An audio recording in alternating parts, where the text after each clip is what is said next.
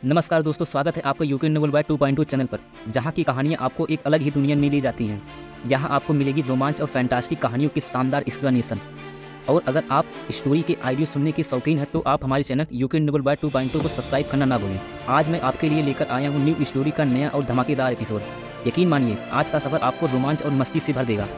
और हाँ दोस्तों, अगर आपने अभी तक हमारी कहानियाँ यूट्यूब पर नहीं देखी तो अभी हमारे चैनल को सब्सक्राइब करें ताकि आप कोई भी मज़ेदार एपिसोड मिस ना करें। ध्यान रहे, यह कहानी पूरी तरह से काल्पनिक है। इसे केवल मनोरंजन के लिए बनाया गया है। इसे असलियत से जोड़ने की कोशिश ना करें। तो चलिए बिना किसी देरी के शुरू करते हैं आज का यह शानदार एपिसोड। तैयार हो जाइए एक नई और अद्भुत दुनिया में कदम रखने के लिए। रिया खुद को रोक नहीं पाई।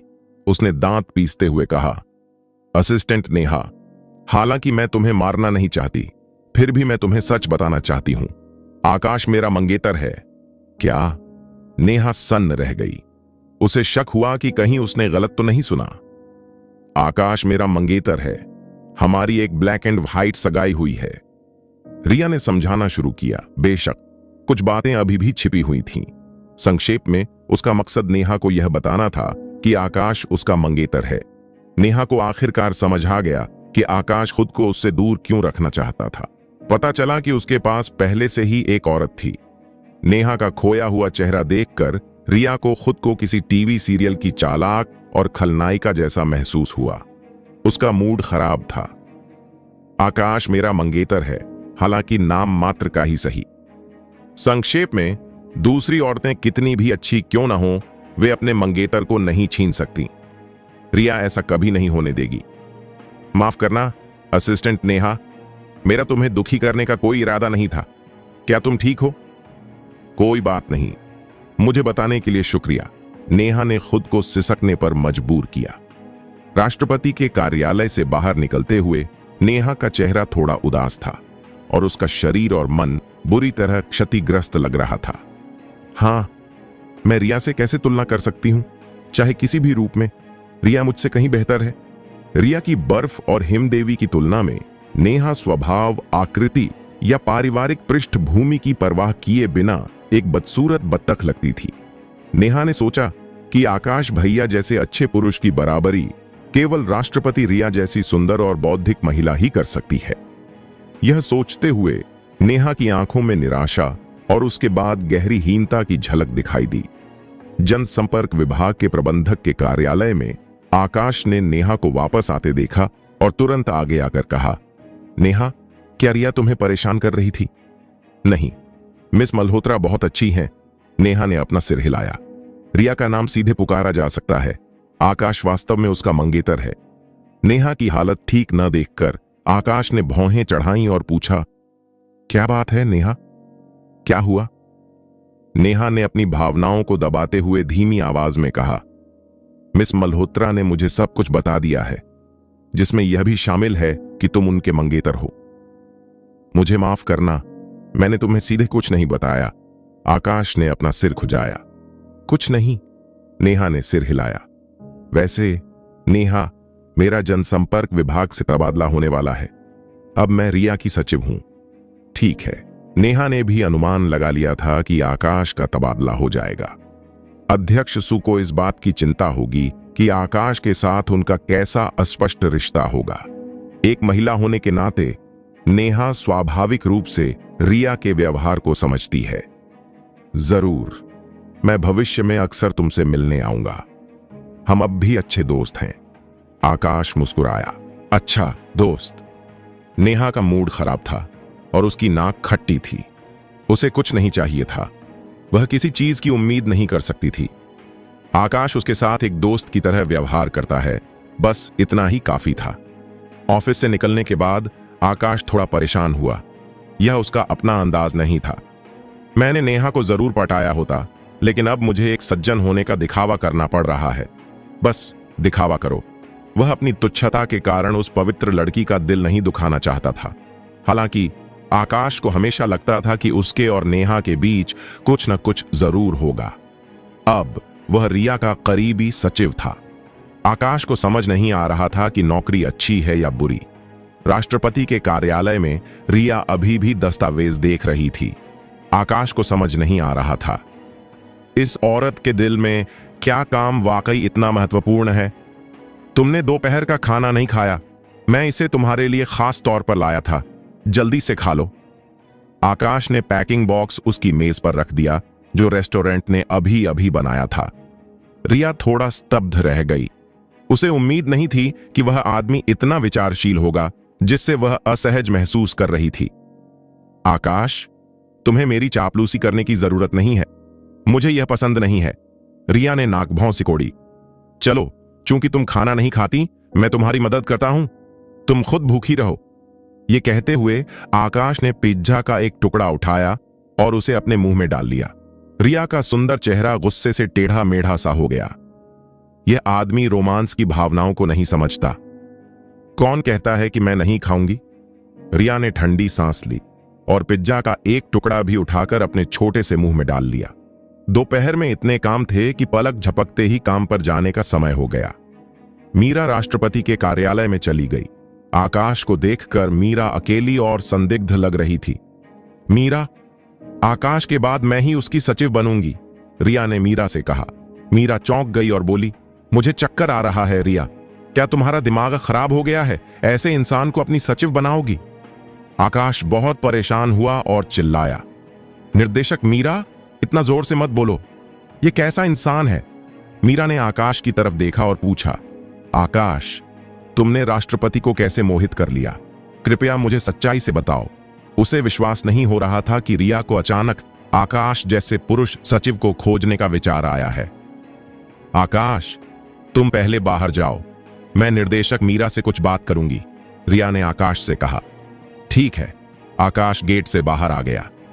मीरा ने दांत पीसते हुए कहा, रिया, मुझे सच में समझ नहीं आ रहा कि तुम अपने छोटे से दिमाग में क्या सोच रही हो। तुम अचानक किसी आदमी को अपनी सेक्रेटरी कैसे बना सकती हो? और आकाश तो बहुत दिनों से कंपनी में नहीं है, क्या तुम्हें सच में उस पर भरोसा है? मीरा, तुम्हें इतनी परवाह करने की जरूरत नहीं है। आकाश को मेरी सेक्रेटरी बनाने के पीछे जाहिर है मेरे पास अपनी वजह है, रिया ने कहा। ठीक है। हालांकि मीरा को थोड़ा शक हुआ, उसने ज्यादा कुछ नहीं पूछा। मीरा को यह भी मानना होगा कि हालांकि आकाश आमतौर पर खाली रहता है, फिर भी उस माल में कुछ क्षमता है। पूरी दोपहर आकाश अध्यक्ष के कार्यालय में रहा। मुझे लगा था कि रिया खुद ही सब कुछ व्यवस्थित कर लेगी, लेकिन इस लड़की ने खुद को कुछ भी करने नहीं दिया, जिसकी वजह से आकाश पूरी दोपहर अपने मोबाइल फोन से खेलता रहा। सचिव का काम जनसंपर्क प्रबंधक से थोड़ा ज्यादा उबाऊ होता है। जब वह काम से घर आया तो आकाश रिया की कार में था और उनके बीच ज्यादा बातचीत नहीं हुई। शायद उन्होंने इस ठंडेपन को अपना लिया था। शाम के 8 बज रहे थे। आकाश, मैंने घर पर कॉफी बीन्स खत्म कर दी हैं, जाओ और मेरे लिए कुछ कॉफी बीन्स ले आओ, रिया ने अभी अभी नहाकर पजामा पहनकर नीचे जाकर आकाश से कहा। ढीले ढाले पजामे रिया के सीने के आगे उभरे उभार को नहीं ढक पा रहे थे। हल्के गीले बालों और गोरी चिकनी त्वचा के साथ रिया का एक अलग ही आकर्षण था। हालांकि इतनी ऊंची, ठंडी और खूबसूरत, लेकिन छोटे छोटे सितारों जैसे बचकाने पजामे पहने हुए किसी को हंसने रोने का मौका तो मिल ही जाता है। अच्छा, आकाश ने मुस्कुराते हुए जवाब दिया। वैसे इसे खरीदने के लिए तुम खान मार्केट की एक दुकान पर जाओ, रिया ने आगे कहा। आकाश ने थोड़ा उदास होकर पूछा, क्या तुम इतनी खास हो? क्या सिर्फ कॉफी बीन्स ही नहीं हैं जिन्हें खरीदने के लिए तुम्हें रात में इतनी दूर जाना पड़ता है? नहीं, यह मत भूलना कि अब तुम मेरी सेक्रेटरी हो और तुम्हारी तनख्वाह भी अच्छी है। मैं तुम्हें काम करने का आदेश देने के लिए पूरी तरह तैयार हूं, रिया ने शांति से कहा। उसका छोटा सा मुंह थोड़ा ऊपर उठा। ठीक है मिस मल्होत्रा, लेकिन मैं कोई गुलाम नहीं हूं। आकाश ने कंधे उचकाए और घर से बाहर जाने के लिए उठ खड़ा हुआ। रिया सोफे पर बैठ जाती है और बोरियत से टीवी चालू कर देती है। हालांकि वह सहवास के जीवन के अनुकूल नहीं है, फिर भी यह इतना विरोधाभासी नहीं लगता। अचानक मोबाइल फोन की घंटी बजती है। रिया अपने बैग से मोबाइल फोन निकालती है और उसे कनेक्ट करने के लिए दबाती है। मोबाइल फोन के दूसरी तरफ से एक आदमी की आवाज आई और रिया का चेहरा अचानक थोड़ा बदसूरत हो गया। आर्यन खन्ना, प्लीज मुझे फोन मत करना, रिया ने फोन उठाते ही ठंडे स्वर में कहा। रिया, तुम हमेशा अपने मंगेतर से इस तरह क्यों बात करती हो? फोन के दूसरी तरफ से एक आदमी की शांत आवाज आई। आर्यन खन्ना, तुम मेरे मंगेतर नहीं हो, मैं इसे स्वीकार नहीं करूंगी। रिया का चेहरा बेहद ठंडा था। अगर तुम स्वीकार नहीं करोगी तो मुझे परवाह नहीं, वैसे भी देर सवेर तुम मेरी औरत बन ही जाओगी। आर्यन खन्ना ने मोबाइल फोन पकड़ा हुआ था और हाथ में रेड वाइन से भरा गिलास हिलाते हुए एक चंचल भाव दिखाया। आर्यन खुद लंबा और सुंदर था, सोफे पर आराम से बैठा था और उसके दिल में अहंकार और सनक का एक अंश था। आर्यन खन्ना, प्लीज मुझे जाने दो। रिया ने दांत भींच लिए। उसकी आवाज में सचमुच दया की भीख मांगने का भाव था। आर्यन का चेहरा थोड़ा उतर गया। रिया, तुम्हारी खातिर मैं खन्ना परिवार से विरासत ग्रुप को 100 करोड़ रुपए से अधिक प्रदान करने के लिए कह सकता हूं। तुम जानती हो, विरासत ग्रुप के पास पैसा नहीं है। यह 1 महीने के भीतर बंद हो जाएगा और तुम्हारा ओनरा फैशन ग्रुप भी लगभग समाप्त हो जाएगा। उस समय मुझे डर है कि तुम सड़क पर होगी। क्या तुम्हें लगता है कि तुम अभी भी मेरे बिना अपनी जिंदगी जी सकती हो?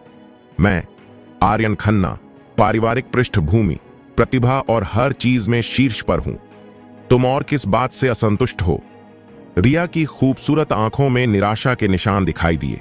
उसने कहा, जैसा आपने कहा, लेकिन मैं, रिया, सिर्फ एक साधारण महिला हूं। बेशक मुझे खूबसूरत औरतें नहीं चाहिए, लेकिन मुझे तुम पसंद हो। आर्यन ने आह भरी। कुछ उच्च वर्ग के पुरुष अपने आसपास की महिलाओं की सुंदरता को लेकर बहुत चिंतित रहते हैं, लेकिन वे यह नहीं कह सकते कि वे कितने कामुक हैं। ये पुरुष सोचते हैं कि उनके बगल में एक बेहद खूबसूरत और उच्च स्वभाव वाली महिला का होना भी उनकी हैसियत को दर्शाएगा। इसके अलावा रिया का स्वभाव ऐसा था जिसका वर्णन आर्यन नहीं कर सकता था, इसलिए आर्यन हमेशा से उसके प्रति आसक्त रहा था। वैसे रिया, मैंने सुना है कि तुम्हारे दादाजी ने हाल ही में तुम्हारे लिए एक मंगेतर ढूंढा है। क्या तुम अभी भी उसके साथ रह रही हो? क्या चल रहा है? आर्यन ने फिर पूछा।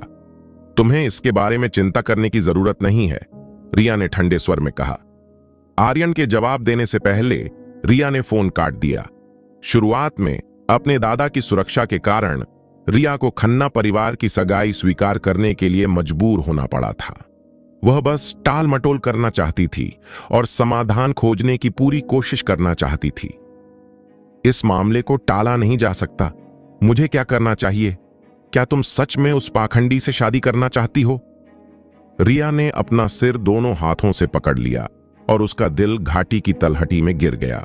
विदेश, एक होटल के शीर्ष तल पर स्थित प्रेसिडेंशियल स्वीट में आर्यन ने उदास चेहरे के साथ फोन रख दिया और अपने हाथ में एक सूचना पर नजर डाली जिस पर आकाश की तस्वीरें थीं। उसे नीता से पता चला था कि रिया की हाल ही में एक आदमी से सगाई हुई है और वह उसके साथ रहती है। यह खबर अपने आप पर तमाचा मारने जैसी थी। आर्यन खुद कई सालों से रिया को पसंद करता था और रिया की सौतेली मां नीता के साथ एक समझौता कर चुका था। उनकी सगाई पक्की थी। मूल रूप से आर्यन का इरादा आकाश को सीधे मारने के लिए किसी को भेजने का था। हालांकि नीता ने कहा था कि लड़के की ताकत साधारण नहीं थी। उसने आकाश की पहचान की जांच के लिए किसी को भेजा। उसे आश्चर्य हुआ कि लड़के की पहचान काफी रहस्यमय थी और उसका कोई पता नहीं चल सका। आर्यन को स्पष्ट रूप से लगा कि यह लड़का असामान्य है। चाहे कुछ भी हो, वह दूसरे पुरुषों को अपनी औरत को छूने नहीं देगा। आकाश नाम के इस लड़के को जल्द से जल्द खत्म कर देना चाहिए। आकाश आराम से विला से बाहर निकला। खान मार्केट यहां से ज्यादा दूर नहीं था। उसे गाड़ी चलाने में बहुत आलस आ रहा था, इसलिए उसने सोचा कि रात के खाने के बाद टहलना अच्छा रहेगा। जेबों में हाथ डाले वह थोड़ी तेज गति से कॉफी बीन्स खरीदने के लिए चल पड़ा। रास्ते में वह एक अंधेरी गली से गुजरा। अचानक सामने से एक BMW X6 आती है जो मीरा की कार लगती है। आकाश सड़क के बीच में रुक गया। उसने सोचा कि मीरा कार रोक देगी, लेकिन अप्रत्याशित रूप से मीरा ने अपनी कार सीधे उस पर चढ़ा दी। धड़ाम! आकाश का चेहरा थोड़ा बदल गया। उसका शरीर जोर से उछल गया और वह सड़क के किनारे एक बिजली के खंभे पर जा गिरा। धिक्कार है! क्या यह लड़की हत्या करने की कोशिश कर रही है? आकाश मीरा से लड़ना नहीं चाहता था। हालांकि मीरा के साथ उसका थोड़ा झगड़ा था, लेकिन वह इतनी क्रूर तो नहीं थी, है ना? दरअसल मीरा अभी अभी घर से भागी थी। अपनी जबरन शादी के बारे में सोचकर वह मदहोशी में डूब गई थी। वह बहुत विचलित थी। अचानक उसने अपने सामने एक आकृति देखी। घबराहट में उसने एक्सीलेटर पर ब्रेक लगा दिया। BMW सड़क के बीच में रुक गई। आकृति को उड़ते हुए देखकर मीरा पूरी तरह से बेवकूफ बन गई और उसका चेहरा बहुत सफेद हो गया। सब खत्म। हे भगवान, मैंने एक आदमी को मार दिया। इस व्यक्ति को मैंने टक्कर मारी है और अगर वह मरता नहीं है तो भी विकलांग हो जाएगा। मीरा एक डरी हुई बिल्ली के बच्चे की तरह BMW से बाहर आई और सड़क के किनारे उस आकृति की ओर दौड़ी। वह सीधे 108 पर कॉल करना चाहती थी, लेकिन घबराहट में उसने अपना मोबाइल फोन पहले ही फेंक दिया था। मीरा इतनी डर गई कि वह कांपने लगी। क्या करें? मैंने किसी को टक्कर मार दी। मीरा ऑनरा इंटरनेशनल की उपाध्यक्ष भी थी। दुनिया देखने के बाद उसने तुरंत आकाश की मदद की और घबराहट में कहा, क्या आप ठीक हैं सर? घबराहट में मीरा एक पल के लिए भी आकाश को नहीं पहचान पाई। आकाश का चेहरा काला पड़ गया और उन सभी ने उसे धक्का देकर दूर कर दिया। क्या आपको लगता है कि कुछ गड़बड़ है? मैं आपको गाड़ी चलाकर ऊपर ले जाता हूं और देखता हूं कि आप ठीक हैं या नहीं? ? हालांकि आकाश वास्तव में ठीक था। उसकी शारीरिक शक्ति आम लोगों की तुलना में बहुत अधिक थी। इस प्रभाव से उसे मामूली चोट भी नहीं लगेगी। आकाश उठकर अपने कपड़े झाड़ना और मीरा को डांटना चाहता था, लेकिन इस लड़की के उसे गाड़ी से टक्कर मारने के विचार से उसके मन में यह नाराजगी थी और थोड़ा ब्लैकमेल न करना, बस खुद को पछतावा होता। मुझे क्या हुआ है? आकाश ने मरने का नाटक किया और एक लंबी सांस के साथ कहा, जैसे कि वह जल्द ही मरने वाला था। यह आवाज सुनकर मीरा उलझन में पड़ गई। हालांकि वह आकाश से नफरत करती थी, वह एक दयालु महिला भी थी और उसका दिल अपराध बोध से भरा था। मीरा ने नरम स्वर में कहा, आकाश, मुझे माफ कर दो। मुझे वास्तव में खेद है। मैंने गलती से तुम्हें टक्कर मार दी। जब आकाश ने यह सुना तो उसके दिल में थोड़ा घुटन महसूस हुई। उसने जोर से हांफने का नाटक किया और कहा, कोई लापरवाही नहीं। तुम्हारी टक्कर स्पष्ट रूप से हत्या है मीरा। हालांकि हमारे बीच विरोधाभास हैं, तुम्हें इतने कठोर हाथ की आवश्यकता नहीं है। आकाश की आवाज सुनकर मीरा की आंखें लाल हो गईं और वह फूट फूट कर रोने लगी। वो मुझे नहीं पता। मैं वास्तव में यह जानबूझकर नहीं कर रही थी। वैसे तुम्हारा मोबाइल फोन कहाँ है? इलाज के लिए अस्पताल जाओ। मीरा, अगर तुम में जरा भी जमीर है तो मेरी आखिरी ख्वाहिश पूरी कर दो। मीरा ने रोते हुए आकाश का दाहिना हाथ कसकर पकड़ लिया और जल्दी से कहा, क्या आखिरी ख्वाहिश है? मैं तुम्हारी पूरी कर दूंगी। तो क्या? मैं मरने के बाद इतना गरीब नहीं होना चाहता। क्या तुम मरने से पहले मेरे बैंक कार्ड अकाउंट में कुछ पैसे जमा कर सकती हो? आकाश ने दिखावा किया। मीरा एक पल के लिए स्तब्ध रह गई। यह कैसी अद्भुत इच्छा है। अगर तुम मर भी गए तो भी तुम पैसे अपने साथ नहीं ले जा सकते। ओह, मैं जीवन भर गरीबी से डरता रहा हूं। मेरा जीवन भर का सपना करोड़पति बनना है। आकाश ने सांस लेते हुए कहा, ठीक है, तुम्हें और कुछ कहने की जरूरत नहीं है। मैं तुमसे वादा करती हूं। मीरा ने जल्दी से अपने आंसू पोंछे और आकाश की जेब से अपना मोबाइल फोन निकाला। 10 लाख से एक जीवन वापस नहीं मिलता और मीरा के लिए 10 लाख कुछ भी नहीं है। अपने सहायक का फोन डायल करने के बाद मीरा ने पहले आकाश को फोन किया। वह आकाश का बैंक खाता नंबर भी जानती थी। निर्देश के तहत मीरा ने लोगों को आकाश के खाते में पैसे डालने दिए। मैंने तुम्हारे लिए पैसे भेज दिए हैं, लेकिन तुम्हें उस पर अड़े रहना होगा। जीने की चाह जितनी प्रबल होगी, तुम मरोगे नहीं। मीरा 108 डायल करने की कोशिश कर रही थी। तुमने कितने पैसे दिए? आकाश ने पूछा। मीरा अवाक रह गई। शायद आकाश सचमुच गरीब और डरा हुआ था। उसने फुसफुसाते हुए कहा, 10 लाख। आकाश की पलकें झपक गईं और वह मन ही मन थोड़ा दुखी हुआ। तुम्हें यह सोचने की हिम्मत कैसे हुई कि मेरी जिंदगी सिर्फ 10 लाख की है? मैंने कहा था कि मैं मरने से पहले करोड़पति बनना चाहता हूं। क्या तुम सच में मुझे बस 10 लाख दोगी? लेकिन जब उसने इसके बारे में सोचा तो उसे लगा कि उसने हवा से 10 लाख कमाए हैं, जो फिर भी थोड़ा अच्छा था। लेकिन आकाश मन ही मन यही सोच रहा था, इसका अंत कैसे होगा? तभी रंगीन बालों वाले टपोरियों का एक समूह मॉडिफाइड मोटरसाइकिल चलाते हुए वहां आ धमका। वाह बे, खूबसूरत औरत ऊपर और मर्द नीचे, ये क्या नाटक है? बड़ी छाती, गोल नितंब, ये खूबसूरत औरत तो एकदम माल है। कई टपोरी अपनी मोटरसाइकिलें रोक देते हैं और मीरा पर ध्यान केंद्रित करते हैं। मुंबई शहर में इस स्तर की सुंदरियां कम ही थीं। मीरा का संपूर्ण फिगर, सुंदर चेहरा, गोरी त्वचा और स्ट्रीट लाइट के नीचे सफेद चमक बिल्कुल किसी देवी की तरह थी। कई टपोरियों ने अनजाने में एक कौर लार निगल ली और उनके मन में वासना जाग उठी। वे समाज में नौजवान थे। लड़ाई और रेसिंग के अलावा वे सिर्फ लड़कियों को छेड़ते थे। रात अंधेरी थी और हवा तेज थी। ऐसे अच्छे अवसर पर अचानक देवी इतनी सुंदर हो गई। अगर वह कुछ नहीं करता है तो उसे अपने सामाजिक युवाओं के खिताब के लिए खेद है। मीरा गुस्से में थी। उसने कहा, भाग जाओ यहां से। क्या तुम लोगों में अभी भी इंसानियत है? क्या तुमने उसे कार से टकराते नहीं देखा? आकाश की पलकें मुड़ जाती हैं। मीरा उच्च वर्ग की आदी है। वह निम्न वर्ग की अराजकता को नहीं जानती। गैंगस्टरों के साथ तर्क करना भोलापन है। इंसानियत तो नहीं है, पर मर्द जरूर है। हाँ हाँ हाँ, सुंदरी, तुम मेरी लंबाई नहीं जानती, मैं तुम्हारी गहराई नहीं जानता। क्यों ना हम कोशिश करें? पीले बालों वाले एक आदमी ने चांदी जैसी मुस्कान के साथ अपने लहराते बालों को झटकते हुए कहा। कमीने। मीरा का सुंदर चेहरा लाल हो गया। वह स्वाभाविक रूप से इस आदमी के शब्दों का अर्थ समझ गई। हाँ हाँ हाँ सुंदरी, तुम मुझे डांट रही हो, डांटती रहो, मुझे बहुत अच्छा लगता है। एक लाल बालों वाला टपोरी शांत भाव से आया। आकाश इस आदमी से घृणा कर रहा था। मीरा खड़ी हुई और उसे एक थप्पड़ जड़ दिया। छांटा! एक तेज आवाज के साथ लाल बालों वाला टपोरी चीखा और आधा कदम पीछे हट गया। धिक्कार है, तूने मुझे मारने की हिम्मत की। लाल बालों वाला गुस्से से दहाड़ा और एक हाथ से मीरा को पकड़ लिया। मीरा विनम्र नहीं थी। उसने मुक्का बनाकर लाल बालों वाले की नाक पर दे मारा। आउच! लाल बालों वाला चीखा और उसकी नाक से खून बहने लगा। मीरा ने कम से कम ताइक्वांडो का अभ्यास तो किया था। ये टपोरी दिखावा करने के अलावा बेकार थे। उनके कौशल मीरा जितने भी अच्छे नहीं थे। क्या कर रहे हो बे? चलो भाइयों, इसकी बारी ले लो। बाकी टपोरियों की टीम अंदर आ गई। उनमें से 5 या 6 थे।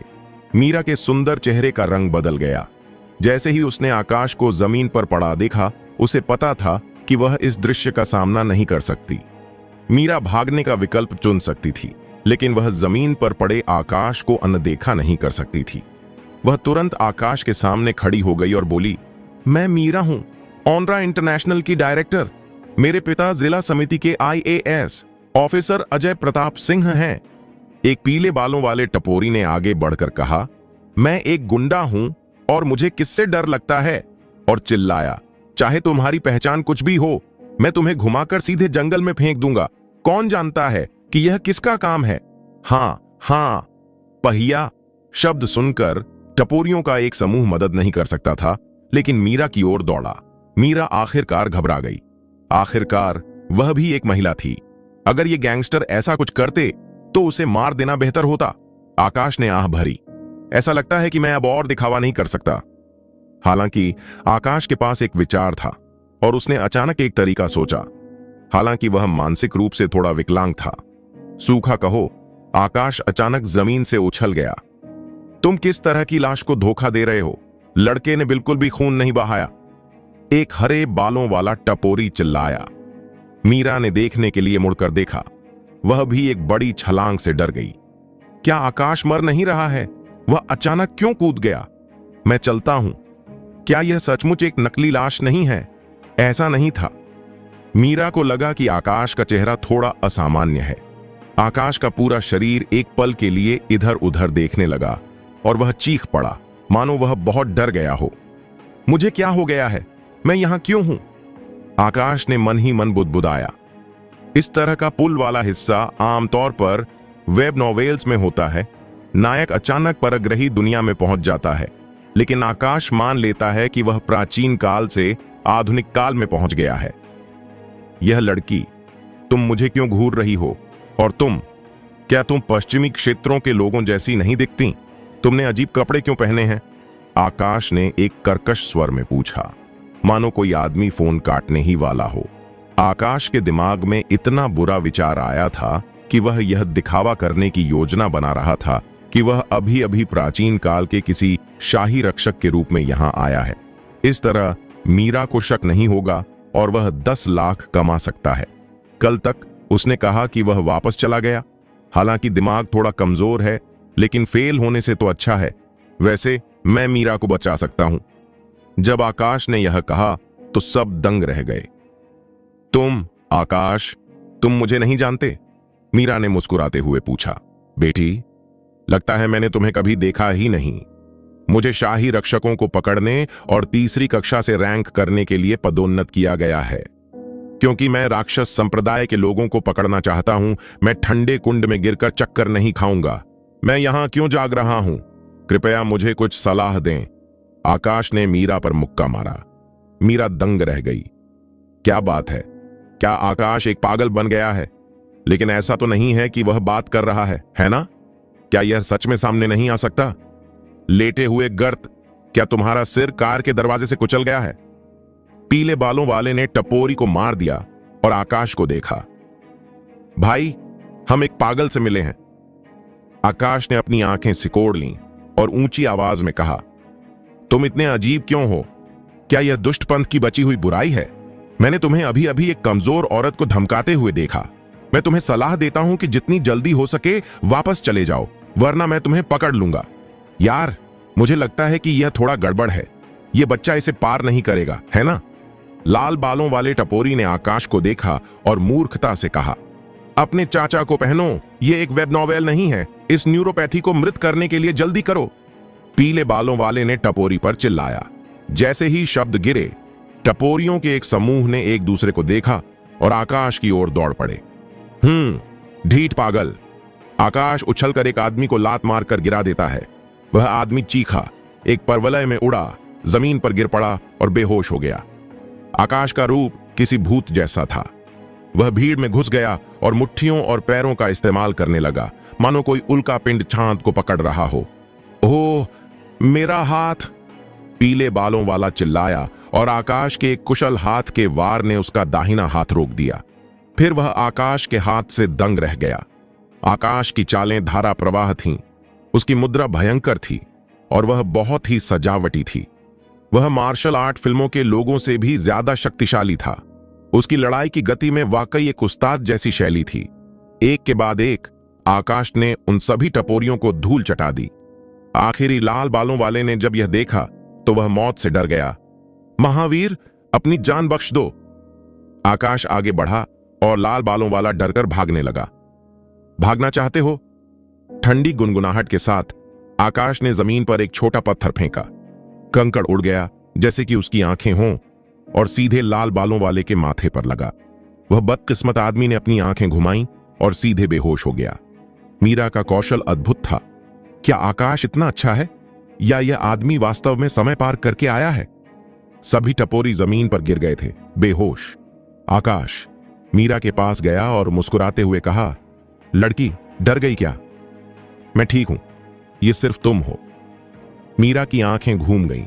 उसके सुंदर चेहरे पर मुस्कान आ गई और उसने आकाश के मुक्केबाजी वाले अंदाज को समझ लिया। छोटे वीर, मेरी जान बचाने के लिए शुक्रिया। क्या मैं तुम्हारा नाम पूछ सकती हूं? तुम कहां रहते हो? मैं बदले में कुछ करना चाहूंगी। आकाश ने हाथ हिलाया। बस थोड़ी सी मदद थी। अगर लड़की को कुछ नहीं हुआ तो तुम पहले जा सकती हो। मीरा को और भी शक हुआ। अभी अभी इस आदमी ने खुद से पूछा था कि वह कहां था। अब उसे इतनी जल्दी जाने दो? क्या तुम सच में शाही रक्षक हो? मीरा ने हिचकिचाते हुए पूछा। बिल्कुल, आकाश हंसा। छोटी बच्ची को शक है, पता नहीं कब पूछेगी। मीरा की भौहें तन गईं। बच्ची, प्लीज। मिंग राजवंश में शाही रक्षकों की स्थापना कब हुई थी? मीरा ने मुस्कुराते हुए पूछा। 1382। आकाश घबरा गया और उसने एक बेतरतीब अंदाजा लगाया। हालांकि वह जानता था कि शाही रक्षक मिंग राजवंश के थे, लेकिन वह उनकी सटीक उम्र के बारे में निश्चित नहीं था। कौन जाने? आकाश ने बस इतना ही कहा और मीरा ने मोबाइल फोन पर गूगल कर लिया। अरे! आकाश का चेहरा बदल गया। क्या वो लड़की बहुत चालाक है? गूगल ने कहा कि यह मिंग राजवंश में होंगवू का 20वां वर्ष था, यानी 1387 ईस्वी। महावीर, क्या तुम्हें शाही रक्षकों का इतिहास भी नहीं पता?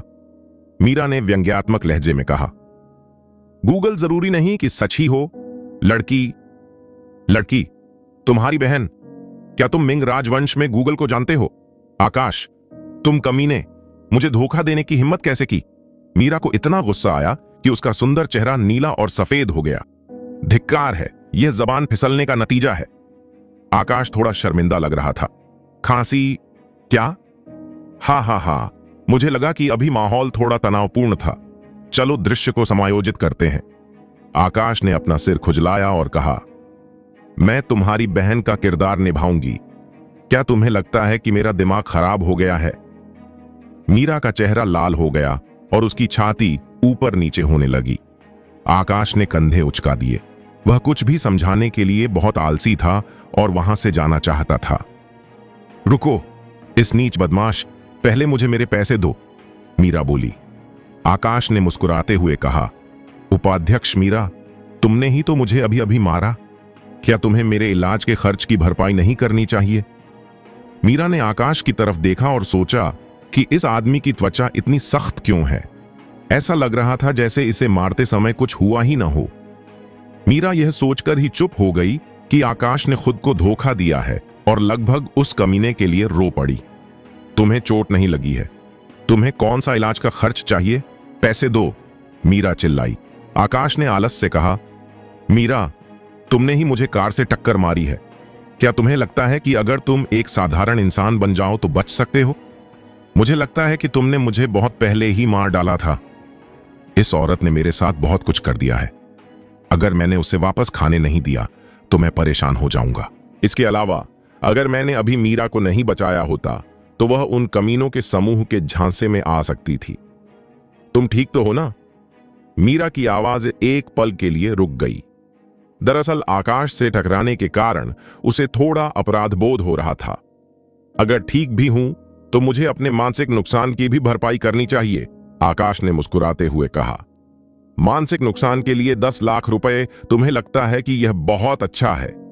मीरा ने ठंडी सांस ली और अपनी आंखें फेर लीं। ऐसा लगा जैसे उसे अचानक कुछ याद आ गया हो।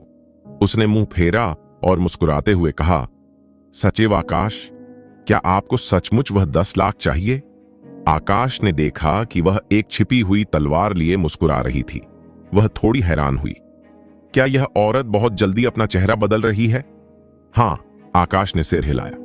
जरा सोचो, मैं तुमसे पैसे ले सकता हूं, लेकिन तुम्हें मुझसे एक बात का वादा करना होगा।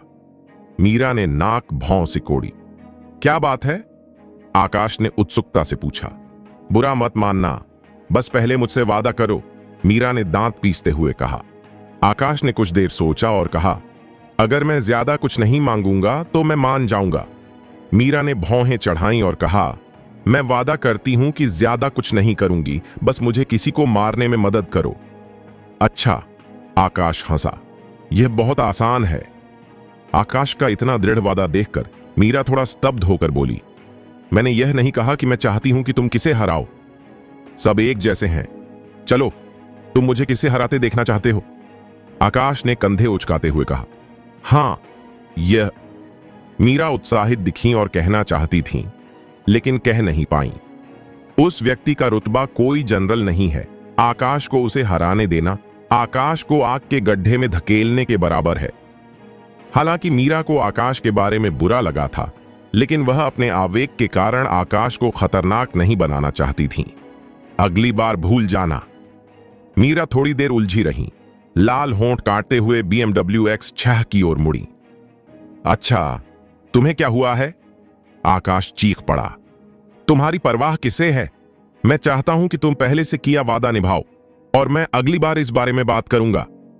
मीरा ने थोड़ा उदास होकर नाक भौं से कोड़ी।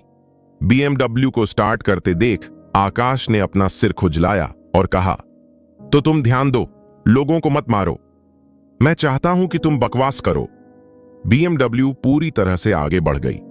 आकाश थोड़ा स्तब्ध रह गया। कभी कभी वह महिला वाकई अप्रत्याशित होती थी। वह बस खुद को पैसे वापस करने के लिए परेशान कर रही थी, लेकिन अचानक उसे पैसे वापस नहीं करने पड़े। वह थोड़ा शर्मिंदा हुआ। घर पहुंचते पहुंचते लगभग 10 बज चुके थे और रिया सो गई थी। आकाश को अब अभ्यास करने की जरूरत नहीं थी। नहाने के बाद वह बिस्तर पर लेट गया और अच्छी नींद ली। अगली सुबह नहा धोकर रिया ने फॉर्मल ऑफिस के कपड़े पहने और नीचे चली गई। आज सुबह की मीटिंग है, बाद में मेरे साथ कंपनी में चलो, महिला ने न तो ठंडी न ही हल्की आवाज में कहा और उसके चेहरे पर 2 साल से अपरिवर्तित ठंडापन था। ठीक है, आकाश ने कंधे उचका दिए और ज्यादा कुछ नहीं पूछा। विला के गेट से 2 लोग बाहर निकले और आकाश रिया की ऑडी कार पर सवार हो गया। रास्ते में माहौल थोड़ा शांत लग रहा था। कार के स्टीरियो पर चौपिन का शास्त्रीय पियानो संगीत बज रहा था। संगीत में इस महिला का स्वाद भी अलग है, जो मेरी पसंदीदा शैली के करीब है, आकाश ने सोचा। आम लोग शास्त्रीय पियानो सुनना कम ही पसंद करते हैं। आकाश और रिया आम लोग नहीं थे। जब वे ऑनरा इंटरनेशनल पहुंचे तो वे कंपनी की इमारत में गए और कंपनी के अधिकारियों और विभिन्न विभागों के प्रमुखों का एक समूह हॉल में इंतजार कर रहा था। कल रिया ने कंपनी के सभी वरिष्ठ प्रबंधन को बैठक में 20 मिनट पहले आने के लिए कहा था। अच्छी तरह से तैयार महिलाओं का एक समूह, जो आमतौर पर बहुत ही उच्च प्रोफाइल प्रबंधन का हिस्सा थीं, रिया को देखते ही एक एक करके अपना सिर नीचे झुकाने लगीं। अध्यक्ष के रूप में रिया का माहौल अभी भी अद्भुत था। ऑनरा इंटरनेशनल के कर्मचारियों के दिल में रिया एक देवी थी। उनके पास एक सख्त रवैया, निर्णायक कार्रवाई और मजबूत व्यावसायिक समझ थी। नमस्ते प्रेसिडेंट मैम, एक सुरीली आवाज आई। रिया ने कहा, सबसे पहले मेरे बगल में बैठे मिस्टर आकाश से आपका परिचय कराते हैं, जो अब से मेरे सचिव होंगे। मुझे उम्मीद है कि भविष्य में आप उनके साथ अच्छे से पेश आएंगे। आकाश ने ऊंची आवाज में कहा, मेरा नाम आकाश है, नमस्ते नमस्ते। रिया कुछ अवाक रह गई। यह आदमी किसी गंवार की तरह व्यवहार करता है। उसे उम्मीद नहीं थी कि आकाश कुछ कर पाएगा। बस खुद को कोई परेशानी मत देना। कई युवा महिला कर्मचारी चुपके से मुस्कुराईं और कभी कभी आकाश को आंख मारतीं, जिससे आकाश असहज महसूस करता। रिया ने इस दौरान वरिष्ठ अधिकारियों के काम में मौजूद कुछ समस्याओं की ओर हल्के से इशारा किया। कई सहयोगी अधिकारियों की कड़ी आलोचना हुई और वे माथे पर पसीना लिए मुर्गी की तरह गर्दन हिलाते हुए बार बार हाँ में सिर हिला रहे थे। कुछ ही देर बाद मीरा पुरानी वर्दी पहने ऑनरा इंटरनेशनल बिल्डिंग में दाखिल हुई और उसके शरीर का हर कर्व उभर कर आ रहा था। डायरेक्टर मीरा, आप बिल्कुल सही समय पर यहां आई हैं। आइए, इस महीने कंपनी के काम समझाइए, रिया ने मीरा से कहा और चली गई। उसके पीछे आकाश भी चला गया। मीरा ने आकाश को घूरा, खांसी की और सीधे चेहरे से कहा, अब गर्मी आ रही है और मुंबई में हाल ही में गर्मी बढ़ने लगी है। कंपनी को सनस्क्रीन उत्पादों का प्रचार जोर शोर से करना चाहिए और शिपमेंट की मात्रा भी बढ़ानी चाहिए। आकाश ने एक बार दुनिया देखी थी। रिया और मीरा कोई साधारण व्यक्ति नहीं है। उनमें उच्च बुद्धि और षड्यंत्र हैं। अन्यथा वे इतनी बड़ी कंपनी को इतने व्यवस्थित ढंग से प्रबंधित नहीं कर पाते। अध्यक्ष के कार्यालय की ओर, प्रेसिडेंट मैम, अब मुझे क्या करना चाहिए? आकाश रिया के कार्यालय के सामने एक कुर्सी पर बैठ गया और पैर ऊपर करके बोला। रिया की भौहें उभर आईं। यह आदमी सचिव जैसा नहीं दिखता। बस बाहर रहो और मेरे काम में खलल मत डालो। जब मुझे कुछ कहना होगा मैं तुम्हें फोन कर दूंगी। रिया ने नाक भौं सिकोड़ी। ठीक है, आकाश ने सिर हिलाया। दरवाजे से बाहर निकला, बाहर सार्वजनिक कुर्सी पर बैठ गया और अपने मोबाइल फोन से खेलने लगा। कुछ ही देर में मीरा अपने हाथों में ढेर सारे दस्तावेज लिए आई, आकाश की तरफ देखा और ठंडे स्वर में बोली, आकाश, कंपनी की एक कर्मचारी होने के नाते क्या तुम नियम समझते हो? तुम यहां बैठकर अपना मोबाइल फोन कैसे खेल सकते हो? अगर तुम मुझे नहीं दोगी तो खड़ी होकर अध्यक्ष के कार्यालय के बाहर पहरा दोगी। मैं सचिव हूं, सुरक्षा गार्ड नहीं, आकाश ने दुखी चेहरे के साथ कहा। मीरा नाराज नहीं थी। उसने नाक भौं सिकोड़ी और धमकी दी, क्या तुम खड़े हो?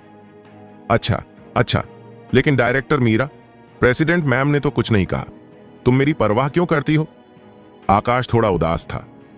यह लड़की सचमुच हर जगह मुझसे ही खफा रहती है। पू, क्या यह लड़की तुम्हारी परवाह करेगी? जाओ और देवा स्वप्न देखो, मीरा ने उत्साह से कहा। मैंने कहा था, निर्देशक मीरा, हमेशा मुझ पर निशाना मत साधो, ठीक है? मैंने तुम्हें कहां उकसाया? आकाश ने बेबसी से कहा। फिर से कल के पैसे वापस करो। आकाश के पास कोई रास्ता नहीं था। किसने कहा था कि एक खूबसूरत अमीर लड़की से 10 लाख रुपए छीन लो? मीरा आज बहुत बुरे मूड में थी। वह आकाश से झगड़ने से खुद को रोक नहीं पा रही थी। सामान से झगड़ते हुए मीरा थोड़ा शांत हुई, आह भरी और राष्ट्रपति के कार्यालय में चली गई।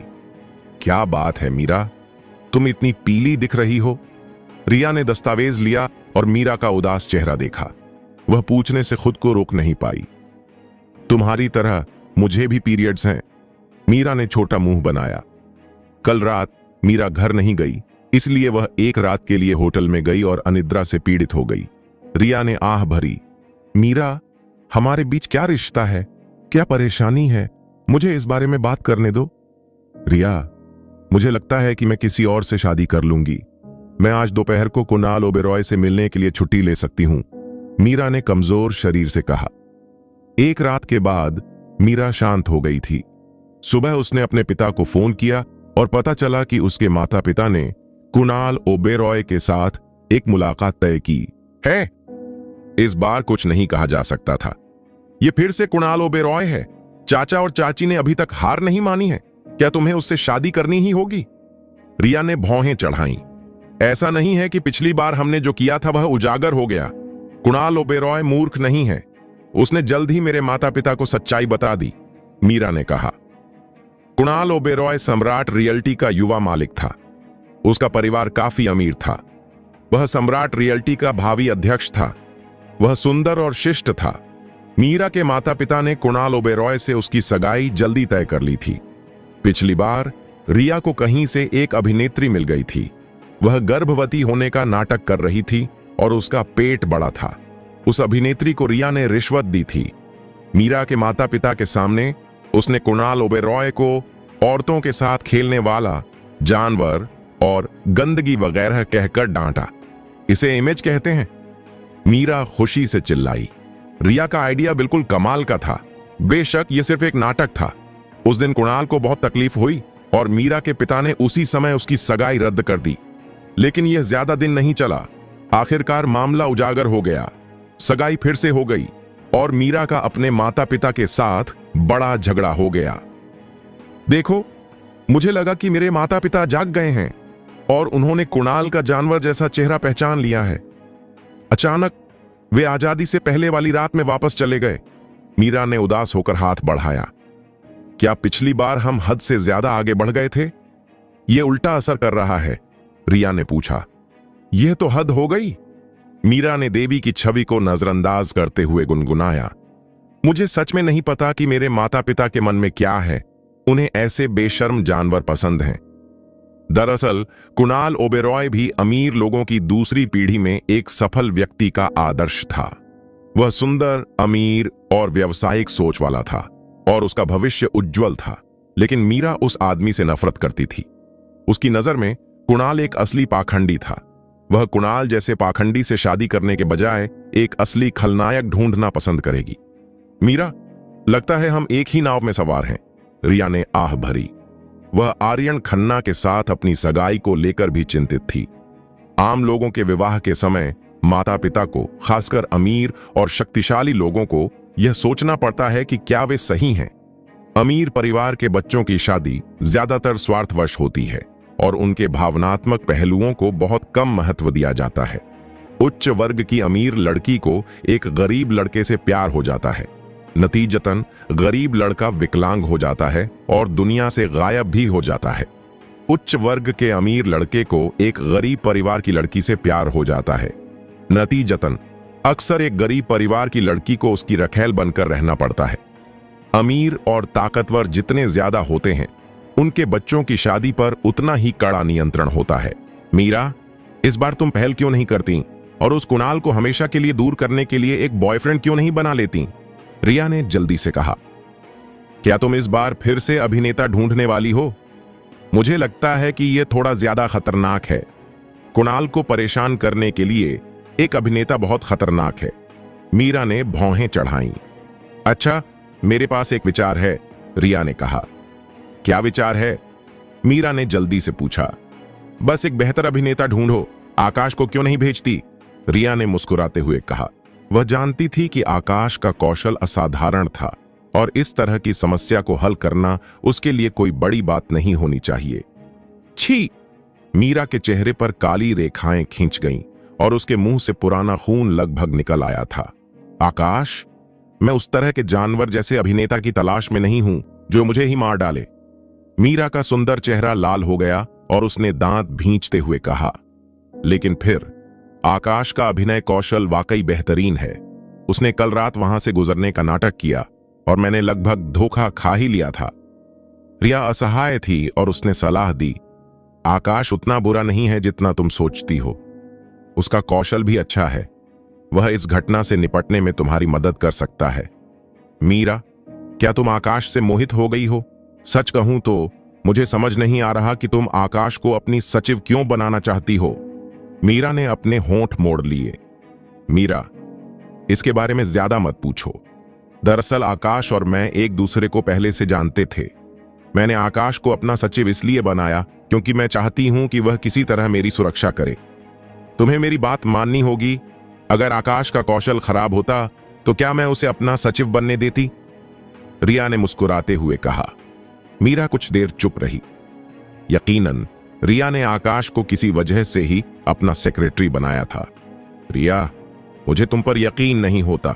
मीरा की आवाज कड़वाहट से भरी थी और उसने कहा, आकाश के साथ मेरे इतने बुरे रिश्ते हैं कि वो मेरा बॉयफ्रेंड होने का नाटक करेगा। क्या इससे मुझे बुरा नहीं लगेगा? मीरा, इस बार छोटी मोटी बातें मत करो। अपने भविष्य की खुशी के लिए इसे बर्दाश्त करो। रिया अपनी हंसी रोक नहीं पाई। थोड़ी देर बाद मीरा उदास होकर राष्ट्रपति के कार्यालय से बाहर निकली और बाहर आकाश पर नजर डाली। आकाश उत्साह से भरा हुआ था। मीरा की आंखें तो लोगों को मार सकती हैं। आकाश, राष्ट्रपति ने तुम्हें मेरे पास नियुक्त किया है। मेरे पीछे निदेशक के कार्यालय चलो।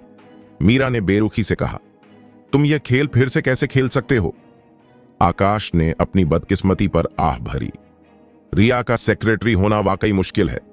निर्देशक के कार्यालय में पहुंचकर आकाश खांसते हुए बोला, निर्देशक मीरा, आप क्या करना चाहती हैं? क्या होगा? प्रेसिडेंट ने आपको मेरे पास भेजा है। आज तुम मेरे आदमी हो। मीरा ने दांत पीसते हुए कहा। आकाश, तुम कौन हो? लगता है तुम्हारा उसके साथ अफेयर है। रिया ने उसका इंतजाम किया था, जिससे आकाश थोड़ा असहज महसूस कर रहा था। मैंने कहा, निर्देशक मीरा, आपको मुझ पर इतना सख्त होने की जरूरत नहीं है, आकाश ने आलस से कहा। मीरा ने आकाश की तरफ देखा और कहा, मैं तुम्हें नहीं देखना चाहती। ठीक है, दोपहर में मेरे बॉयफ्रेंड बनकर मेरे साथ किसी पार्टी में चलो। मीरा किसी तरह यह वाक्य बोल पाई। क्या? निर्देशक मीरा, अभी मैं आपको ठीक से सुन नहीं पाया, कृपया दोबारा कहिए। आकाश स्तब्ध रह गया। एक पल के लिए उसे शक हुआ कि कहीं उसके कानों में कोई गड़बड़ तो नहीं है। मीरा ने अपने गालों पर लाली के निशान दिखाए, दांत पीसते हुए कहा, मतलब मैं चाहती हूं कि तुम मेरे बॉयफ्रेंड होने का नाटक करो, समझे? अरे डायरेक्टर मीरा, तुम मुझसे प्यार करती हो। अगर तुम मुझसे दिल खोलकर प्यार करती हो तो मुझे सीधे बता दो, तुम मेरे साथ ऐसा मजाक क्यों कर रही हो? आकाश ने मजाक किया। मीरा का चेहरा टेढ़ा हो गया। उसकी छाती ऊपर नीचे हो गई और उसने कहा, क्या मैं तुमसे दिल खोलकर प्यार करूंगी? मैं तुम्हारी खाल उधेड़ना चाहती हूं। आकाश चौंक गया। धिक्कार है, यह औरत वाकई बहुत खतरनाक है। तो फिर तुम मुझसे बॉयफ्रेंड होने का नाटक क्यों करवाना चाहती हो? आकाश ने उत्सुकता से पूछा। मैं चाहती हूं कि तुम नाटक करो तो तुम नाटक करो, समझे? मीरा चिल्लाई। मीरा खुद को ढाल बनाना चाहती थी। आकाश परेशान होकर चिल्लाया, इतने सारे मर्द हैं, तुम मुझे क्यों ढूंढना चाहती हो? तुम्हें मुझ में कोई दिलचस्पी नहीं है ना? तुम्हारी बहन है। मीरा के चेहरे पर काली लकीरें थीं। उसे लगता है कि तुम्हारे शरारती स्वभाव के कारण मुझे तुम में दिलचस्पी होगी, जब तक कि मैं अंधी ना हो जाऊं। एक शब्द में, तुम इसे निभाओगे या नहीं? अगर तुम अभिनय नहीं करोगे तो तुम मुझे कल के 10 लाख वापस कर दोगे। मीरा ने गुस्से से कहा। ठीक है। आकाश ने अपना सिर खुजलाया और मन की शांति के साथ 10 लाख कमाने के लिए वह बस मान गया। मैं तुम्हें चेतावनी देती हूं, अगर तुमने बुरा अभिनय करने की हिम्मत की तो मैं तुम्हारे साथ कभी खत्म नहीं करूंगी। मीरा ने शर्माते और गुस्से से कहा। आकाश शांत था। क्या बात है? यह तय हो गया है। दोपहर में मेरे साथ पार्टी में आओ और तुम अच्छे कपड़े पहन लोगे, मीरा ने ठंडे स्वर में गुनगुनाया। आकाश ने अपना सिर खींचा और उसका चेहरा ऐसा लग रहा था जैसे उसे कोई बड़ा नुकसान हुआ हो। अपनी अनिच्छा देखो।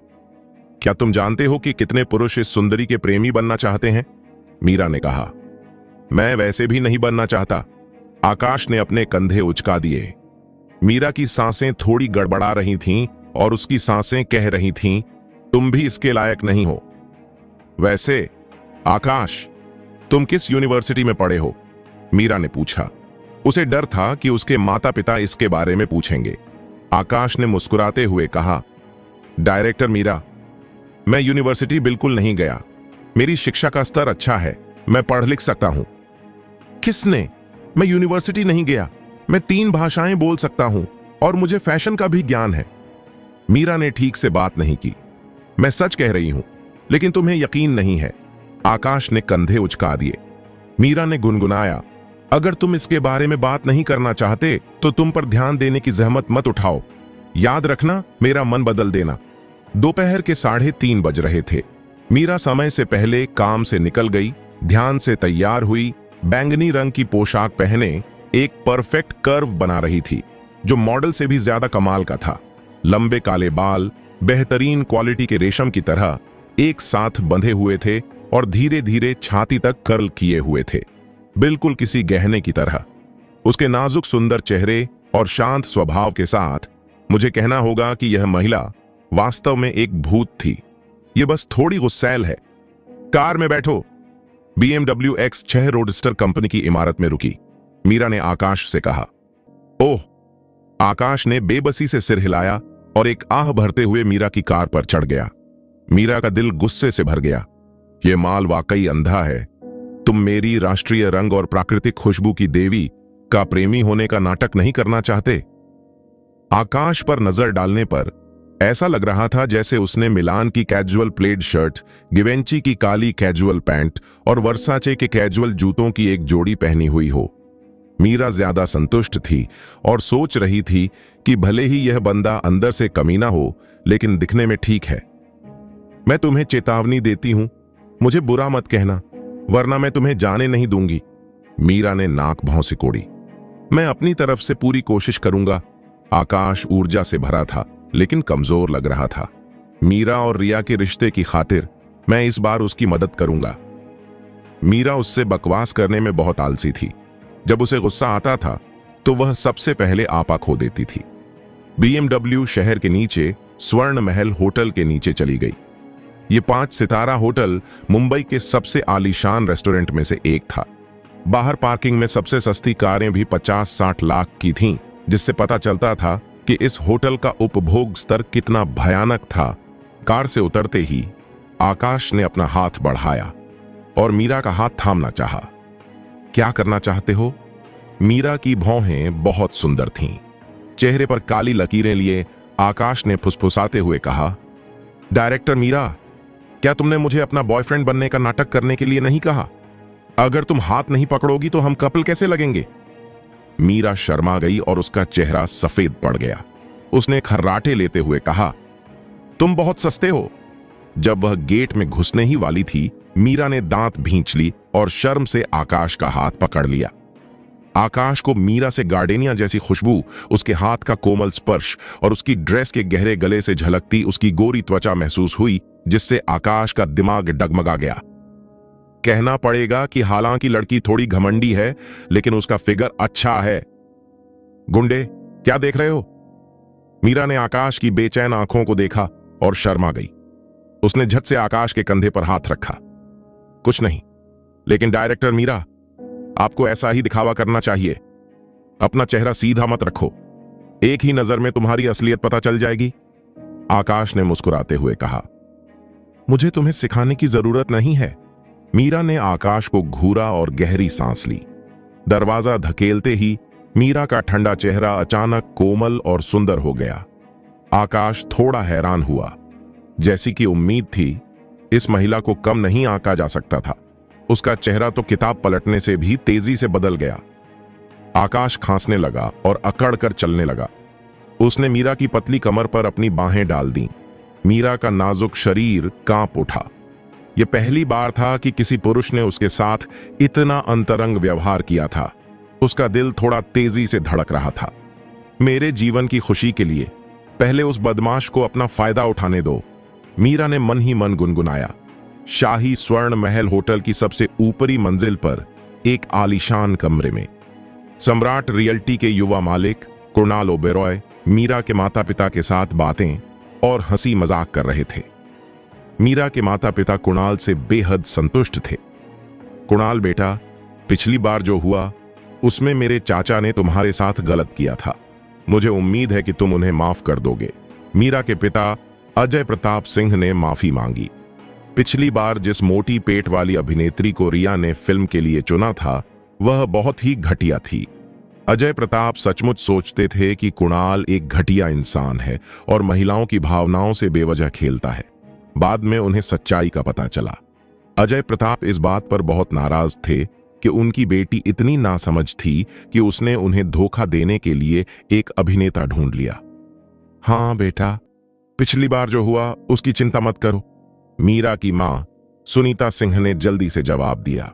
कुणाल उदार था और मुस्कुराते हुए बोला, अगर अंकल आंटी स्पष्ट रूप से समझ जाएं तो मुझे राहत मिलेगी।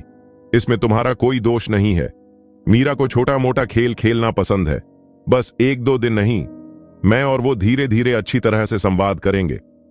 अच्छा बेटा, मेरी बेवकूफ बेटी ने तुम्हें हंसाया, अजय प्रताप ने अजीब तरह से कहा। मीरा, यह सच है, मैं उस पर पूरी तरह से मोहित हूं, कुणाल ने मुस्कुराते हुए कहा। ऐसा लगता था कि यह एक शालीन व्यक्ति है।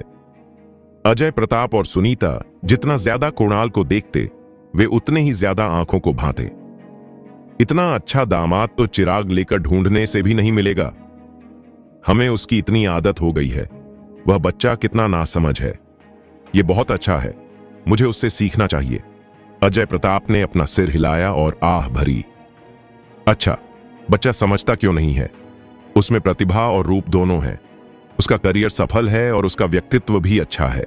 वह कितना अच्छा जीवन साथी है, सुनीता ने आह भरी। अंकल और आंटी, आप मेरी बहुत तारीफ करते हैं। कुणाल थोड़ा मुस्कुराया।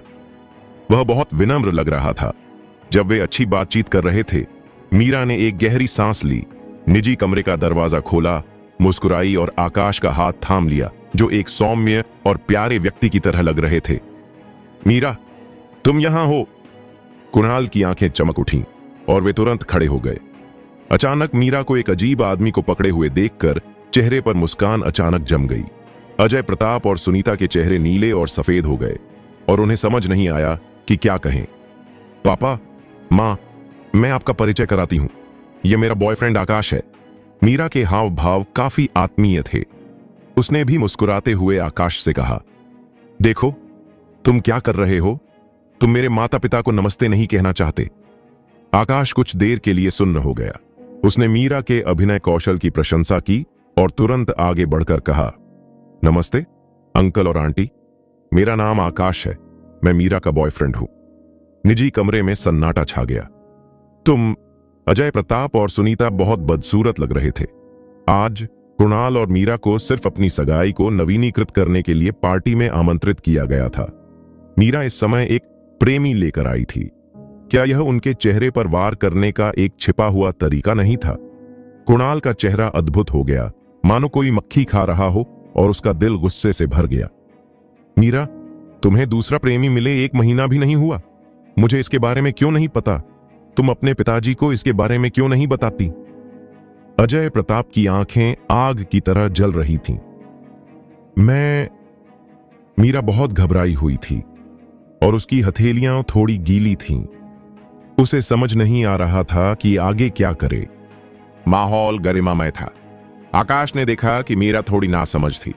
उसने उसका छोटा सा हाथ कसकर पकड़ लिया और मुस्कुराते हुए अजय प्रताप से कहा, अंकल, युवाओं के विचार युवाओं जैसे होते हैं। मीरा और मैं तेजी से आगे बढ़े हैं। खैर, जिन्हें आना चाहिए वे आएंगे।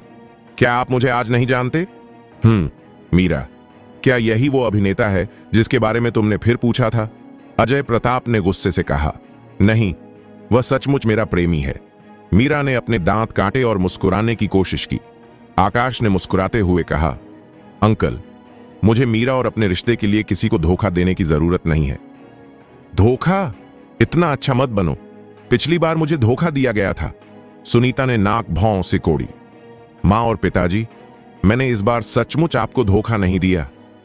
मीरा बाहर गई, दबे पांव चली, अपनी आंखें बंद कीं और आकाश के होंठों को चूम लिया।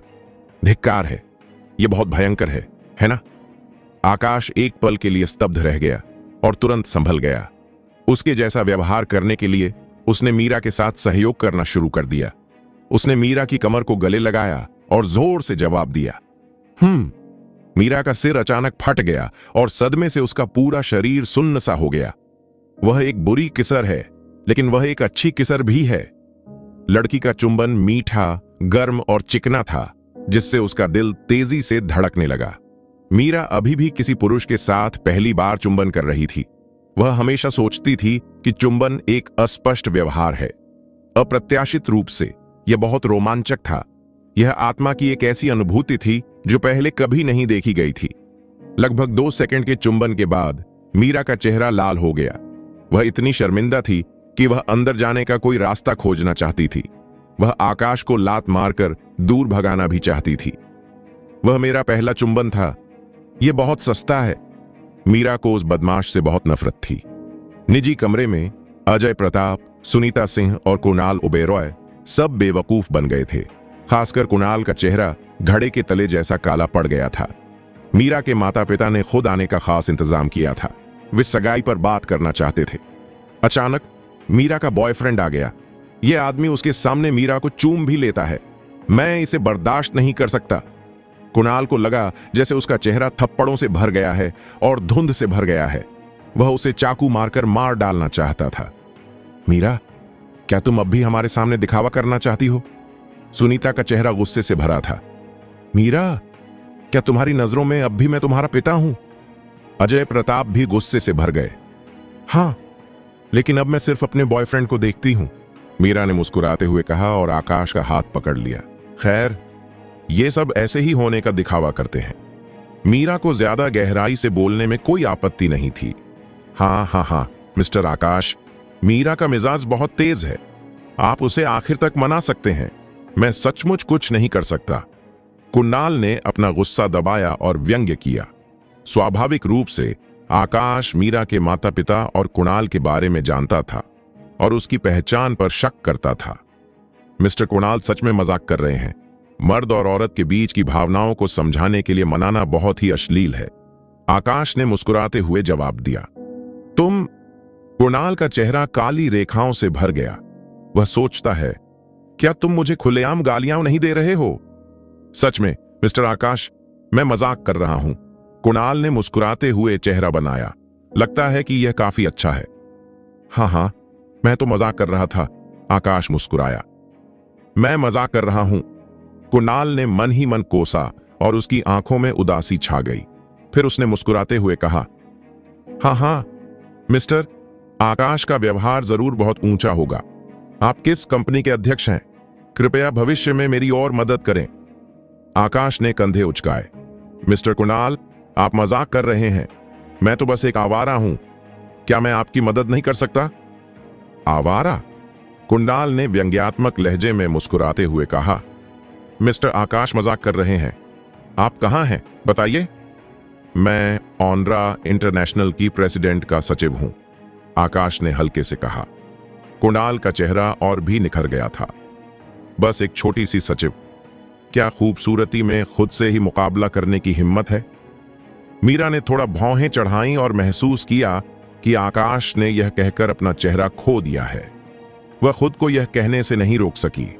आकाश पहले अमेरिका के हार्वर्ड विश्वविद्यालय में बिजनेस एडमिनिस्ट्रेशन में डॉक्टरेट की पढ़ाई कर रहा था, लेकिन कुछ समय पहले वह वापस आ गया। मैंने उससे प्रेसिडेंट रिया की मदद करने को कहा था। आकाश को मन ही मन थोड़ा अजीब लगा। यह लड़की वाकई यह कहने की हिम्मत कैसे कर सकती है कि वह हार्वर्ड विश्वविद्यालय से पढ़कर आई है और बिजनेस एडमिनिस्ट्रेशन में डॉक्टरेट की डिग्री हासिल की है। हालांकि हार्वर्ड विश्वविद्यालय में आकाश भी कुछ समय के लिए रुका था। मीरा ने यह कहा और उसके छोटे से हाथ ने आकाश को फिर से छुटकी काटी, मानो यह संकेत देना चाह रही हो कि आकाश उसके साथ अभिनय कर रहा है। कुणाल को इस पर विश्वास नहीं हुआ। आकाश बहुत जवान दिखता है, क्या वह अभी भी डॉक्टर है? Business administration? कुणाल ने एक अजीब सी मुस्कान दी और फिर मानक अमेरिकी अंग्रेजी में कहा, तो मिस्टर आकाश एक कुलीन रिटर्नी है। हार्वर्ड का बिजनेस एडमिनिस्ट्रेशन प्रमुख दुनिया में शीर्ष में शुमार है। मिस्टर आकाश के ट्यूटर कौन है? मिस्टर आकाश, बिजनेस एडमिनिस्ट्रेशन पर आपकी क्या राय है? यह शब्द सुनते ही मीरा का छोटा चेहरा कुछ अस्वाभाविक था।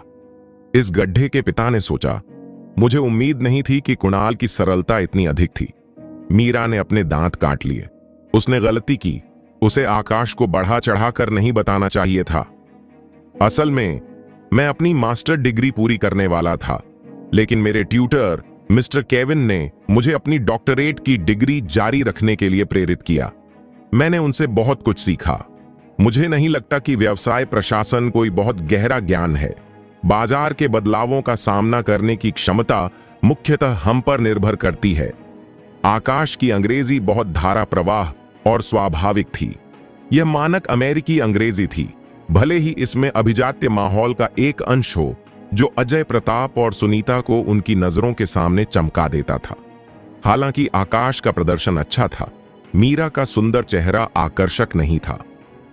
आकाश बहुत ज्यादा थोपा हुआ है। गुरु केविन कौन है? कई बिजनेस टाइकून के बच्चे इसके बारे में कुछ न कुछ जानते हैं और मीरा ने इसके बारे में सुना था। यह बिजनेस एडमिनिस्ट्रेशन में एक प्रतिभाशाली, एक बेहतरीन ट्यूटर था। अनगिनत व्यवसायी यह सपना देखते थे कि ट्यूटर केविन उनके बच्चों का व्यक्तिगत रूप से मार्गदर्शन करें। कुणाल एक पल के लिए स्तब्ध रह गया।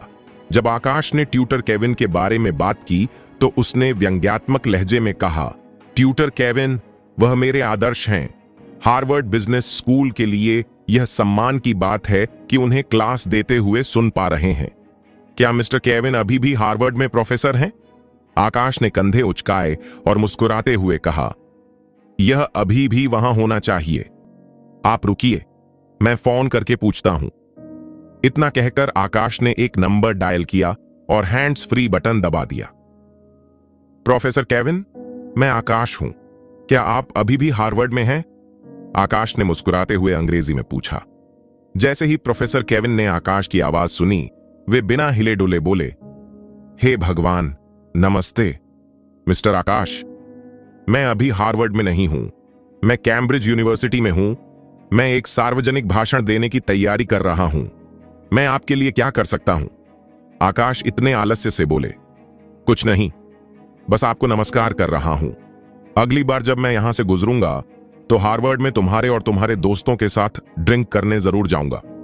ओह लानत है, तुम्हारे साथ ड्रिंक करना मेरे जीवन का सम्मान है। मैं बहुत भावुक हो गया हूं।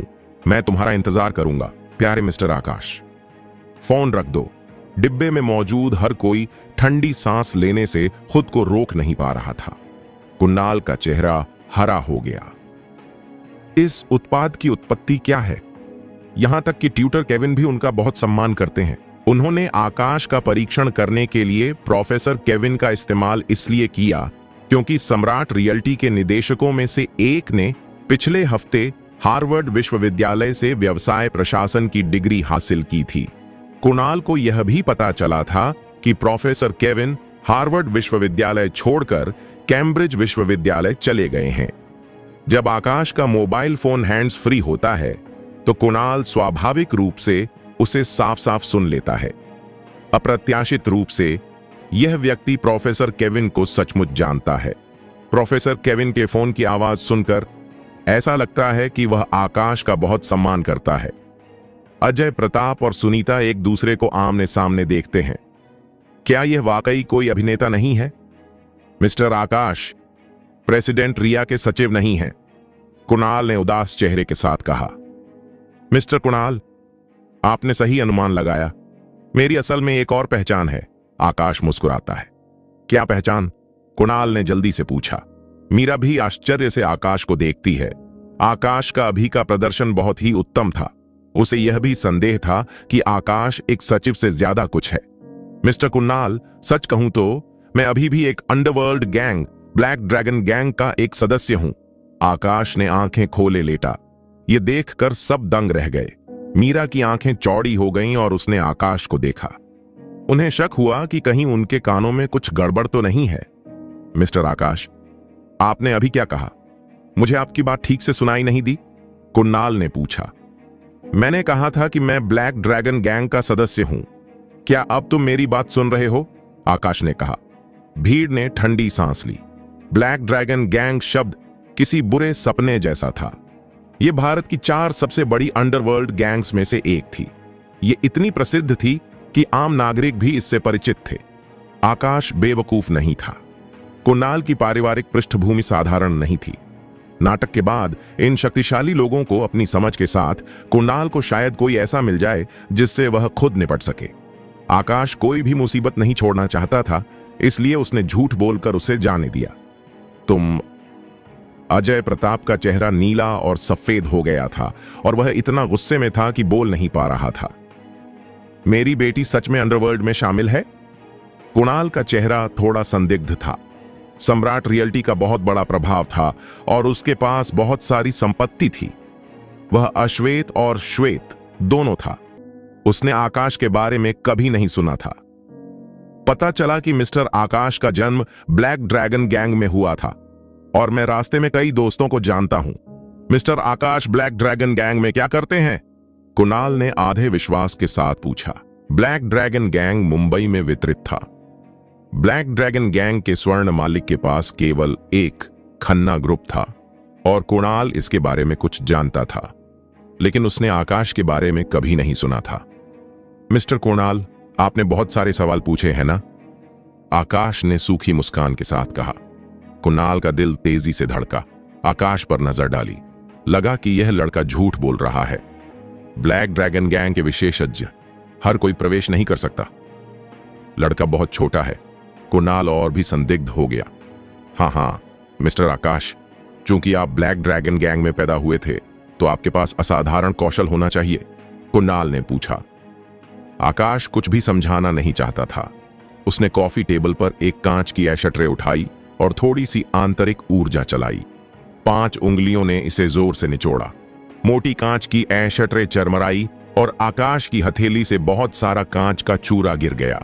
हालांकि आकाश अपनी आंतरिक ऊर्जा का बहुत अधिक उपयोग नहीं कर सकता था, यह केवल थोड़ा सा था। हर कोई हैरान था और डर के मारे आकाश को देख रहा था। कुणाल चौंका, मुंह में लार भर ली, चेतावनी देते हुए, यह एक चेतावनी है। अप्रत्याशित रूप से यह लड़का साधारण लग रहा है, लेकिन यह एक मास्टर है। शायद वे वास्तव में ब्लैक ड्रैगन गैंग से हैं। ब्लैक ड्रैगन गैंग कोई छोटी मोटी भूमिगत ताकत नहीं थी। यह भारत की 4 भूमिगत ताकतों में से एक थी। इसकी गहरी नींव थी और यह जीवन के सभी क्षेत्रों में शामिल थी। यह छोटी सम्राट रियल्टी को भी नष्ट कर सकती थी। कुणाल थोड़ा डरा हुआ था। सौभाग्य से उसने अभी आकाश के साथ अपना चेहरा नहीं तोड़ा था, अन्यथा वह खतरे में पड़ सकता था। नहीं, इस आदमी का अभी पता लगाना है। मिस्टर आकाश, मैं अभी असभ्य था, कृपया इसकी चिंता न करें। कुणाल ने मुस्कुराते हुए चेहरा बनाया। आकाश ने उदार मुस्कान दी। ठीक है, जब तक आप मीरा को उलझा नहीं देते, मैं आपको दुश्मन नहीं मानूंगा। यह कुणाल का चेहरा बदल गया। क्या यह धमकी नहीं है? भले ही यह लड़का ब्लैक ड्रैगन गैंग का सदस्य हो, लेकिन वह निश्चित रूप से ब्लैक ड्रैगन गैंग का वरिष्ठ सदस्य नहीं था। सम्राट रियल्टी के युवा मालिक के रूप में इस आदमी ने उसे कोई सम्मान नहीं दिया। यह बहुत ही उग्र था। कुणाल वास्तव में मीरा पर मोहित था और उसे अपनी पत्नी बनाना चाहता था। यह कहा जा सकता है कि वह जिद्दी था। बात बस इतनी थी कि मीरा को कुणाल बिल्कुल पसंद नहीं था। मीरा की आंखें चौड़ी हो गईं और उसने आकाश को देखा। उसके सुंदर चेहरे पर बर्फ जैसी ठंडी अभिव्यक्ति बहुत पहले गायब हो गई थी। इसके बजाय वह गहरे सदमे में थी। दिल में एक उथल पुथल मच गई। यह माल वास्तव में किसी अंडरवर्ल्ड का व्यक्ति तो नहीं होना चाहिए। अजय प्रताप और सुनीता का सामना बेहद बुरा हुआ। उनकी बेटी को एक गैंगस्टर से प्यार हो गया। यह हास्यास्पद है! Exclamation mark. वे ऐसा कभी नहीं होने देंगे। मीरा, मेरे लिए यहां आओ। अजय प्रताप का चेहरा लाल हो गया और वह चिल्लाया, मीरा, तुम्हें इतना बुरा बॉयफ्रेंड कैसे मिल गया? सुनीता का चेहरा भी गुस्से से लाल हो गया। मीरा ने जिद करते हुए कहा, मुझे परवाह नहीं कि आकाश कौन है, ये मेरी बेटी की पसंद है, कृपया दखलंदाजी न करें। ये कहते हुए मीरा ने आकाश का हाथ पकड़ लिया, उसे चुटकी काटी और गुस्से से उसे घूरा। इस आदमी को क्या हो गया है? उसे कहना ही पड़ेगा कि वह ब्लैक ड्रैगन गैंग का एक सदस्य है। क्या इससे वह निराश नहीं होती? आकाश को लगा कि मीरा दिखावा करती रहना चाहती है। उसने अपना गला साफ किया और कहा, अंकल और आंटी, मुझे नहीं लगता कि आपको मुझे शक की नजर से देखना चाहिए। हालांकि मैं जो हूं वह हूं, लेकिन मैं मीरा पर पूरी तरह से मोहित हूं। मैं वह जीवन जी सकता हूं जो वह चाहती है। चुप रहो, घिनौने आदमी, अजय प्रताप ने गुस्से से कहा। आकाश थोड़ा असहाय था, लेकिन दूसरी बार सोचने पर यह सिर्फ नाटक था। अगर मीरा के माता पिता वास्तव में इसे पसंद करते हैं तो यह और भी मुश्किल होता। बस पिताजी, क्या आप नहीं समझते? मैं कुणाल के साथ रहने के बजाय आकाश से शादी करना पसंद करूंगी। मीरा कुणाल को घूरती है। मीरा, तुम? कुणाल का चेहरा लाल और गुस्से से लाल था। यह औरत बहुत घमंडी थी। यह सही था कि कुणाल मीरा को पसंद करता था। फिर उसका धैर्य जवाब दे गया। कुणाल गुस्से से हंसा। अच्छा अच्छा मीरा, चूंकि तुम ऐसा कह सकती हो, मैं वादा करता हूं कि तुम्हें जल्द ही इसका पछतावा होगा। यह वाक्य पीछे छोड़ते हुए कुणाल निजी कमरे से बाहर निकल गया। निजी कमरे में अजय प्रताप और सुनीता के चेहरे मुश्किल से दिखाई दे रहे थे। सगाई फिर से विफल हो गई। इस बार कुणाल पूरी तरह से गुस्से में था। मीरा मन ही मन खुश थी। ऐसा लगता है कि इस बार लक्ष्य हासिल हो गया है। कुणाल अगली बार मुझे परेशान नहीं करेगा, है ना? मीरा, मेरे लिए यहां आओ। अजय प्रताप आगे बढ़ा और मीरा का हाथ पकड़ लिया। पिताजी, मीरा ने अपने दांतों से काटा। अजय प्रताप का हाथ खींच लिया और कहा, पिताजी, बेटी की खुशी, बेटी अपना फैसला खुद लेना चाहती है। यह कहते हुए मीरा ने आकाश का हाथ थामा और निजी कमरे के गेट से बाहर चली गई। मीरा, सुनीता उठी और अजय प्रताप से मिलने ही वाली थी। ऐसी बेपरवाह बेटी, तुम उससे और क्या करवाना चाहते हो? अजय प्रताप, क्या तुम मीरा को उस अंडरवर्ल्ड लड़के के साथ संबंध बनाते नहीं देख सकते? सुनीता ने बेचैनी से कहा। देखो, पंख वाकई सख्त हैं। क्या तुम्हें लगता है कि मैं उन्हें नहीं देख सकता? वह बच्चा नाटक कर रहा है। मैं किसी को उस लड़के के बारे में पता लगाने भेजूंगा। अजय प्रताप गुस्से से भर गई। सुनीता ने एक हाथ से अपना माथा पकड़ रखा था और बहुत बदसूरत दिख रही थी। होटल की इमारत से बाहर मीरा अभी भी आकाश को घसीट रही थी। मैंने कहा, डायरेक्टर मीरा, हेड ऑफिस अब बंद हो गया है। मुझे हर समय मत पकड़े रहो। आकाश ने भौहें चढ़ाई। तुम कमीने, मैं तुम्हें पकड़ना नहीं चाहता। मीरा की नाक खट्टी थी और उसकी आंखें नम थीं। वह धीरे से रोई। मीरा की दयनीय अभिव्यक्ति देखकर आकाश शर्मिंदा दिखा और मुस्कुराते हुए बोला, निर्देशक मीरा, उदास मत हो। मैं आज आपको रात के खाने पर दावत दूंगा। कौन उदास है? मीरा ने जल्दी से अपने आंसू पोंछे और चेहरा खो दिया। उसने अपना सिर घुमाया और गुनगुनाया, ठीक है, मैं सबसे महंगा खाना चाहती हूं। धिक्कार है, तुम्हें मुझे इस तरह मारने की जरूरत नहीं है। मैं अभी बहुत मुश्किल से अभिनय कर रहा था। आकाश थोड़ा शांत है। तुम कमीने ने मेरा पहला चुंबन छीन लिया। मीरा ने शर्म और गुस्से से कहा। दोस्तों, आपको यह एपिसोड कैसा लगा हमें कमेंट करके जरूर बताएं और इस वीडियो को लाइक और शेयर करना ना भूलें। चलिए मिलते हैं एक नए एपिसोड के साथ।